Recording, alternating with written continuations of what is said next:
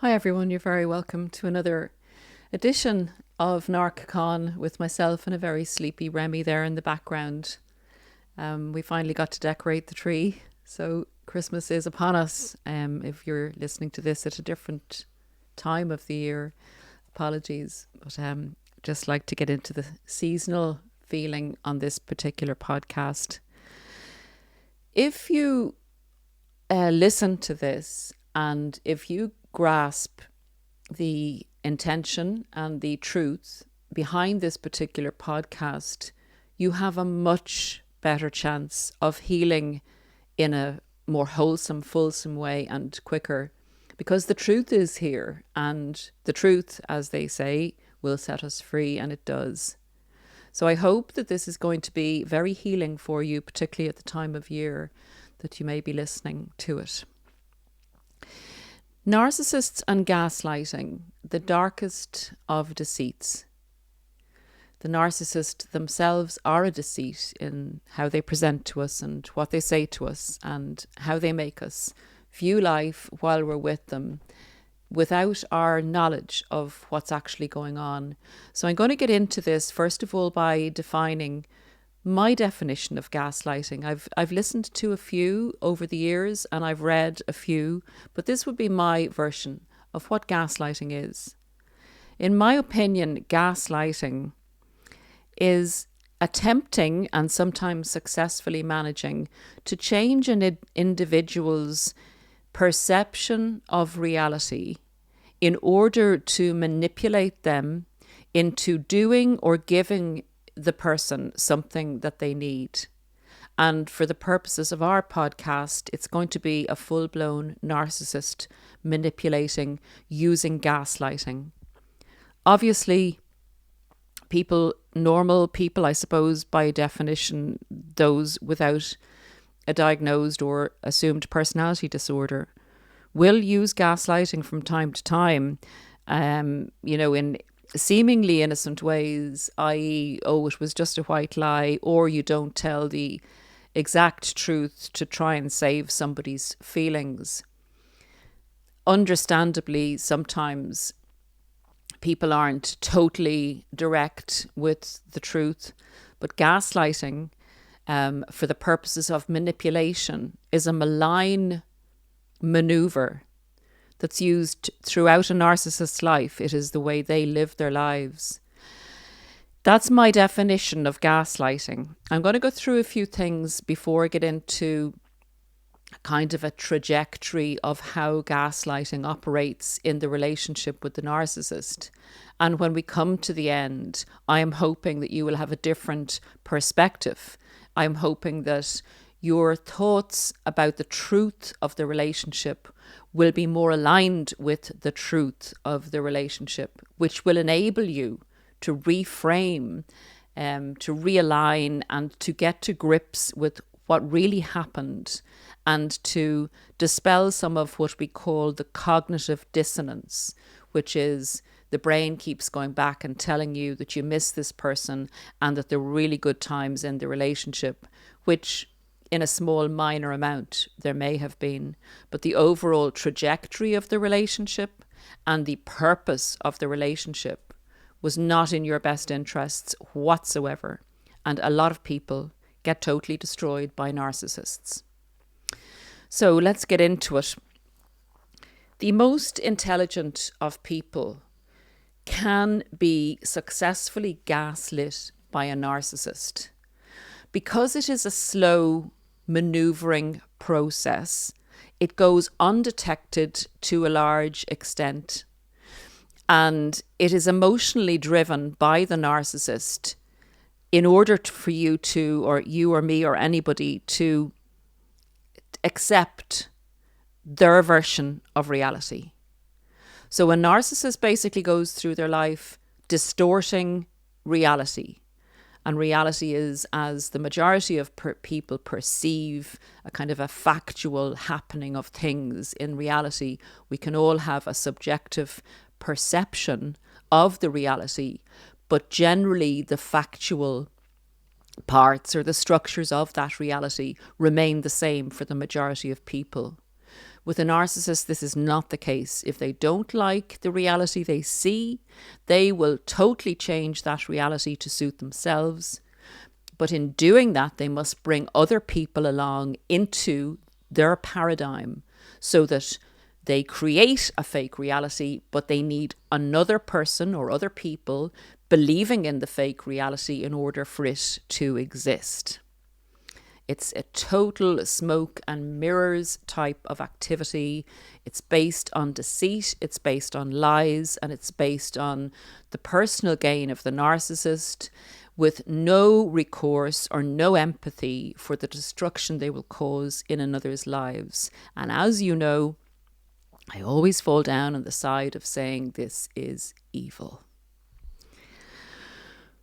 Okay, so they work this so successfully, this gaslighting business, because they will ask you to accept a truth, their version of reality, on the premise of your emotional perception. So let's just take a small example of this. If you give the narcissist, when they are inquiring initially, when they meet you, a version of maybe something that didn't go right in your life, or you talk to them or speak to them about a difficult relationship you may even have with a family member or friend, what they will do is they will hone in on that emotion, that emotional attachment you have to that, and they will agree and even vamp it up higher and support you in it, but go beyond supporting you in it and saying, I believe that person actually may hate you, and I don't think you should have anything to do with that person. So your emotion is already there in a kind of a negative place. What they do is they gaslight you and they speak about that person in negative terms, and they convince you that that person doesn't have any feelings for you or isn't your best friend, in order, say, to isolate you from that particular member of the family or friend. So where a normal person would come in and listen to what you have to say about the relationship and maybe encourage you towards either fixing it or taking a view on it, the narcissist will gaslight the emotion that you have into you believing something else. So that's just a small example of how the narcissist will manipulate you through an existing reality and your emotional investment in it. They will do this in all things. That's just one small example to explain how they use emotion in gaslighting with their targets. So essentially, they seek to shift you into a new paradigm, a new reality in all ways. And they work at this when they start to love bomb you. They work at this by totally validating you and who you are in the love bombing stage, while not believing that about you. However, they know and see your potential. And this is a very tricky part of the healing process, because in the love bombing, they are very supportive of your potential and who they actually know you are, because the narcissist has to know their enemy in order to conquer them. And cognitive dissonance kind of sets in at this stage in the healing process, because they did support you for a while and they did, purport to believe in you, and they did see who you could be. Further on in the relationship, they totally decimate that, and they go totally against you and try and get you to believe that you could never reach your potential and that you're not that person. But that is the one time, I believe, that a narcissist will actually hone in on the truth. However, they'll gaslight the truth about the good points that, the potential you have in yourself, in order to manipulate you into loving them. But it is a useful tool, and people find it hard to detach from that part of the relationship when the relationship is over, because it was an amazing feeling that you could possibly reach your potential, and really someone supporting you and believing you in who you were. So taking the gaslighting element out of that, take that away with you. It's not something, a gift the narcissist was giving you because they were using it against you to make you fall in love with them. But if you take it away with you as your own and detach it from the narcissist, then that is a positive that you can take out of the relationship with the narcissist. A small example, again, before we get into the trajectory of the gaslighting experience with a narcissist, particularly in an intimate relationship. But I will also give you an example of a workplace gaslight that went on after this. One of the things that I remember being told in an intimate relationship with a particular narcissist towards the end, when I was getting a bit uppity, I was not behaving myself and I was putting a few boundaries in, as we do, and I'm sure you got to that stage. Well, it definitely got me discarded towards the end. But this was one of the things that my mind was kind of, this doesn't make sense. So one of the criticisms, I was getting some sort of, the everyday criticism that comes in subtly and is mixed up with positivity. But, you could do better and, that kind of old rubbish. So I remember being told, well, Paula, anyone can see that this is the way that this should be done, or everyone says this about you. And those two words are kind of the footballs on a gaslighting pitch. They are used over and over again to give an impression, a very gaslighting impression, that this is the reality of how people perceive you. So everyone comes into the house very often. And I remember on one occasion saying, who exactly is everyone? Everyone. He said, lots of people. I said, name one. Name who everyone is.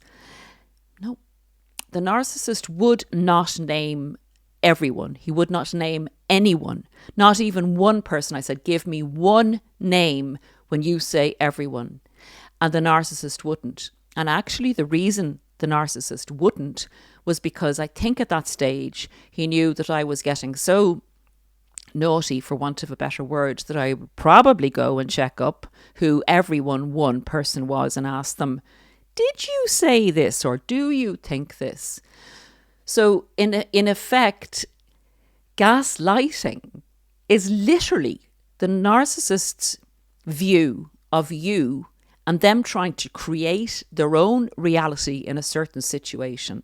They will use anyone and everyone in those circumstances.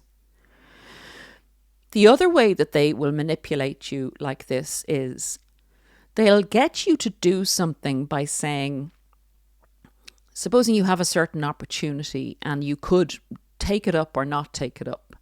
And they'll say, well, anyone actually with that opportunity would generally do this, and make a real positive go of it. And you may find yourself, this is now your intimate partner who has purported that they want the best for you. And they're using the anyone term again. And they're kind of directing you in the take the opportunity, go with that. Then if you take the opportunity and it doesn't work out, you're going to get, from the narcissist, why did you do that? And you look at them going, excuse me? You're going, well, I thought I had your support on that. I mean, you said that anyone with that opportunity would really make a go of it. And then the narcissist will come back to you and said, yeah, but I didn't mean you. It's just like, you loser. How could you couldn't do it? I mean, anyone, who knew what they were doing could do it. So there is always this, if it doesn't work out and they've pushed you into doing something by gaslighting you, thinking that you would have their full support, they will back out of it if it's not a successful venture, and you will be blamed for doing that. I think you get the picture. So the other thing I remember that happened to me in a gaslighting workplace scenario was that I was managing a store, And I remember I was on my day off and the area manager phoned me on my day off and said, "Hi, Paula." I said, "Hello, how are you?" And I called into the store and you weren't there. And I said, "Yeah, I'm on my day off." "Oh." And the person who had been in the store, who was a narcissist, and I discovered later on, all the things that had been going on in the background while I was out, had given the impression by omission, and this is what I'd like to get into before we go on to the main relationship, the bending of the truth part of gaslighting. The narcissist will either omit to say something, or they'll give a half-truth, or they'll tell an actual lie. So omission is withholding information that should be given and creating an impression in the other person of a reality that doesn't exist. So that narcissist created in this area manager's mind that I was missing in action, that I just hadn't turned up for work and wasn't officially on a day off, even though she knew I was on a day off. The other thing that they would do in that situation would be a half-truth. And it's like, she's not here today. She's just not here today. I don't know. She's just not here. And the manager could then say, "Well, have you any idea where she is?" And I don't know. When she knew that I was officially on a day off. And the last thing would be, she just hasn't turned up for work. The lie. So it happens all the time with narcissists. When they want to discredit a person's character, they will gaslight by withholding, telling a half lie, or telling an absolute lie. Let's get into the trajectory of the intimate relationship with a narcissist. And this can apply to other relationships as well. They'll gaslight their target on their past. They are not going to tell you the truth about their past. They will reframe it to suit the current scenario with you. So they will be doing the mirroring in the love bomb stage. So if they want, they'll say, supposing you're a hiker and you love outdoors, they'll say, "I did lots of that in my past, oh, loved it, absolutely loved it." And then you say, you've done a lot of traveling. "Oh, I've traveled." And they will actually say they've been to countries that they haven't been to. And they'll believe it. They'll either read up about them, or they'll drop something in and a make-up story about what they did on certain days, or an adventure they had that somebody else had. It's like character trait acquisition comes into it, and you're gaslit into believing that this character before you is this person with this identity, with this past, and they are not. There might be a fraction, a smidgen of the truth in amongst it all. For instance, they may have travelled to Spain, and then they said that they'd travelled to Asia and America and Brazil and Russia and Spain. So I know you get the picture, guys. That's the way it goes. They will gaslight you as to their now situation, their present situation when they meet you. They'll either pretend to have more money than they do. They will pretend that they're about to get promoted. They'll pretend that they have a big inheritance coming. They will pretend whatever they need to pretend in order to entice you to have a relationship with them. And I'm not saying it's all money based. I'm just saying they could entice you that they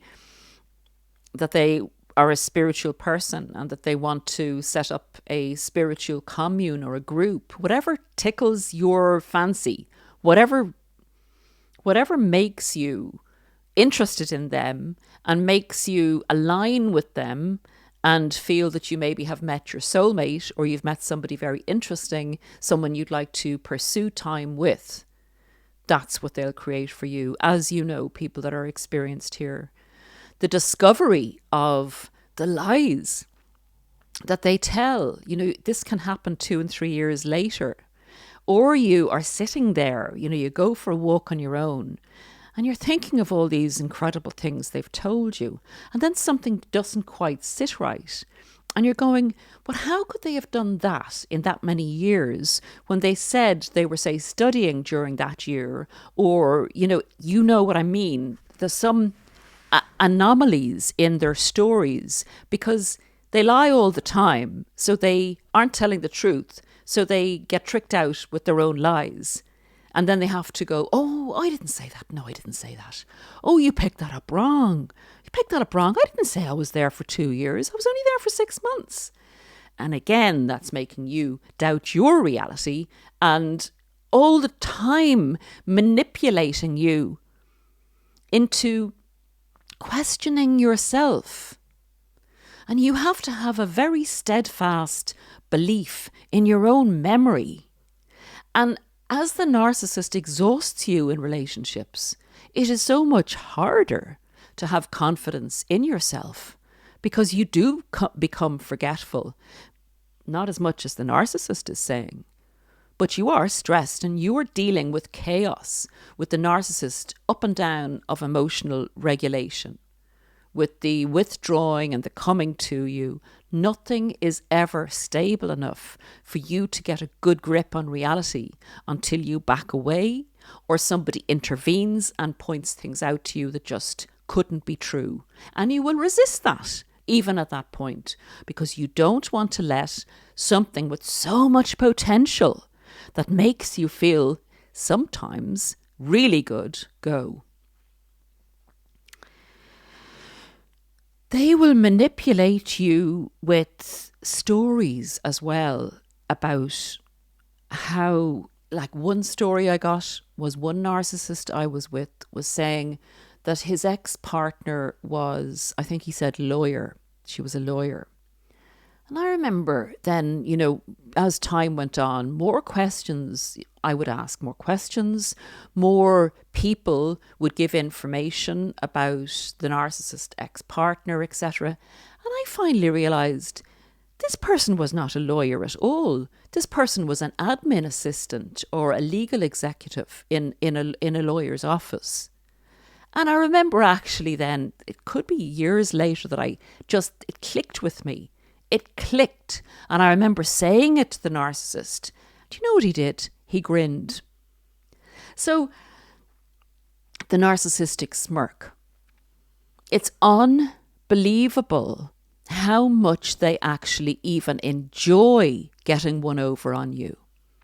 It is not of anything light. It is despicable. They enjoy the manipulation of you because they see it as a success.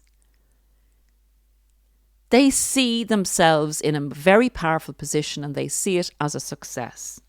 Now, to get to the place where they're going to, as I often say, harvest the goods out of you in your output and your energy and your supply and whatever else they came to the relationship for, they get you to a beginning stage in the relationship, which is a platform. I call a platform, a gaslighting platform, where you are sure that your perception of them, that they've gaslit you into, is of an unlucky, magnificent person.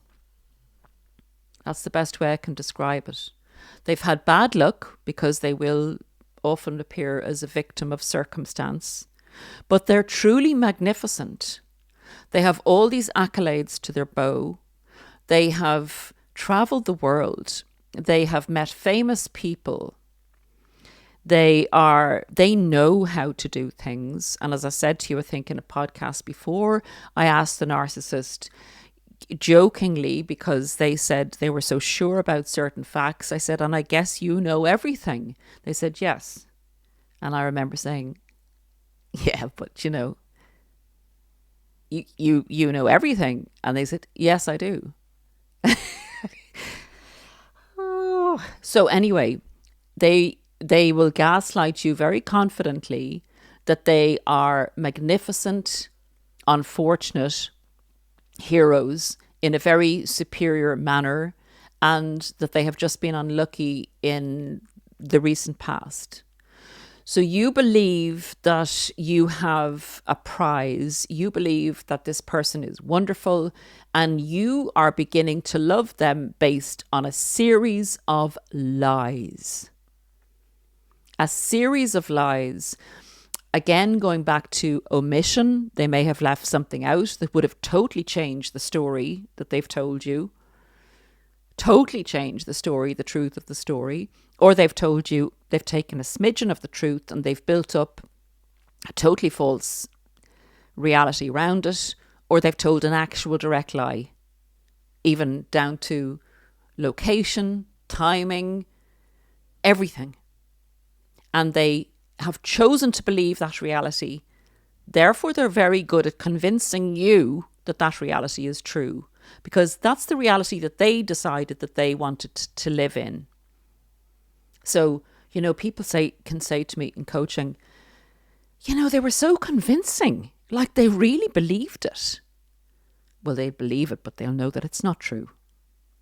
But they're not going to look at that side. Everything has to suit them. They have to be in control of everything. And that includes in control of God's reality. They are shape-shifting, disgraceful characters. Okay, so at that stage, you're believing in the narcissist. And the hook is that they're a great person and that they believe you're a great person. And they see you, they know who you are. They actually do know who you are. They can see the good sides and they can see your vulnerabilities. So the hook is, the buy-in is that, one, you have a great person, which is a total gaslight. And two, that they love you, which is the other biggest gaslight. They then want to tear you down in the devaluation stage, and they will gaslight you. They will gaslight you into the fact that they think that you're a dreadful person and that you are a really bad person, and that they will try and make you believe it by blaming everything that goes wrong in the relationship on you. And part of you will pick up that. Part of you will say, because you're not a narcissist, I need to reflect on this. What am I doing wrong? Because this person adores me. Like, we love each other. This person is a great person. This person has been so successful. This person has traveled. This person is an amazing person. I can't afford to lose this person because I'm doing something wrong. And you know how it goes, guys. I know you know how it goes. You don't want to face the truth at this stage. So you do tend to take the blame sometimes. And then you take so much blame that you kind of go, this is bananas. This is bananas. If I was that bad, first of all, why are they with me? And secondly, a lot of this isn't actually true. If they have a rage and they start to call you Attila the Hun, they start to call you the Wicked Witch of the West and the East and the North and the South, and you're kind of going, hang on a minute, I might be the Wicked Witch of the East and the South, but I'm not the Wicked Witch of the West and the North. At that stage, you do start to question. But when you're questioning, and this is evil, when you're questioning and putting in boundaries and standing up for yourself and saying, I know that I do some things wrong, but I'm not as bad as you say I am. What they do then is they discard you, and you're left having stood up for yourself finally and starting to do the healthy thing for yourself and to look for equality in the relationship. They then discard you and gaslight you into thinking that, oh my God, they've left me because I'm so bad. They gaslight you into thinking that you are the loser and that they are the winner, that they have rejected something bad and they've gone off to find something good, because your mind goes back to the beginning of who they portray themselves to be, that they're a superior person, that they wanted to give you a chance. They believed you were a superior person and you've disproved that to them. You've let them down. You're not who you said you were in the beginning of the relationship. And you must be rejected because you're a total loser. And it is the exact opposite, guys. The person that has walked away from you is a non-existent person. They ran a computer program on you. They got you to buy in to a platform of deceit from which they harvested you and all that you had to offer. They then gave you the impression that you were worthless, and they threw you away and walked away to something better. Literally what they did was they installed a virus in your brain. They got you and your computer and your brain and your body and your heart and your soul to run on a false program, which was the narcissist paradigm. They walked away from you and changed identity to get into somebody else's head if they can possibly do so. Not all of them succeed, and some of them come up against another virus, which is another narcissist. And you can imagine how that goes, and I will do a podcast on that soon. So the reality of the situation is you have lost a virus in your hard drive. You need to reprogram your hard drive. You need to take the person that the narcissist, the hologram of the real wonderful you, out of all this mess and hold on to that, because that is who you are and could be. The narcissist saw that in you and was attracted to it and wanted to actually assimilate that within themselves. So they may go off pretending that they're like you and, you know, even attract the next person with some of your character traits. What you lost was a virus who didn't exist. You had a relationship with a hologram. The hologram was programmed to utilize all of your resources and to leave you destroyed. And the biggest illusion and gaslight a narcissist can get anybody to believe is that you're the loser because the narcissist has left. It is the exact opposite. You're the winner. You put in boundaries. The reward for you putting in boundaries and standing up for yourself and loving yourself was the illusion that the narcissist was of value, was a person, first of all, and was anything worthwhile. So please, if you're on the healing journey, know that this entity entered your life, gaslit you into believing a false and fake reality by deceit in a gaslighting. What's termed gaslighting these days is good old-fashioned deceit, dishonour, disrespect and lies. And the overall term for that in the past is evil. That's what you've gotten rid of. It's not what you lost. You didn't lose anything of value. That's still in you. So as I say, if you can take the memory of your magnificence and your best potential that you felt supported in, even though it was a fake support in the love bomb stage. And if you can work on work on yourself, admire and praise yourself for the fact that you actually, this is really triggering. And if you're in the early stages, I'm sorry, really sorry. But if you can appreciate the fact that you saved yourself by putting in boundaries towards the end of the relationship, and you got discarded for that, you got punished for it effectively, if you believe in the illusion. The narcissist could not take you standing up for yourself and could not take being held accountable for their part in the shamazel of the relationship that they created. And getting rid of the narcissist paradigm, the narcissist fake reality, reprogramming, rewiring your brain is essential at this stage. And just before I finish, guys, I hope that's been of use.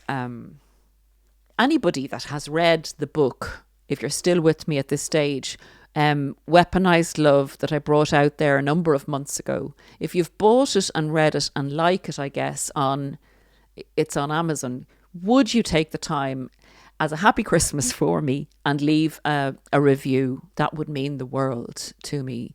Now, I know it takes time and our time is precious, but I sure would appreciate that for anyone that's actually purchased the book. Thank you actually for doing that. And if you wouldn't mind leaving a review as a double thank you, I would really, really appreciate it. Bye for now. We'll try and get another podcast in before Christmas. I hope preparations are going well for everybody. And even if you're on your own this time, this year, that doesn't always have to be the case. And if you are, please try and make it as special and happy and peaceful as possible. And remember the truth about what you've been through. And don't miss the narcissist. It's not the narcissist you miss. It's the potential of everything you could be and will be in the future. God bless and bye for now.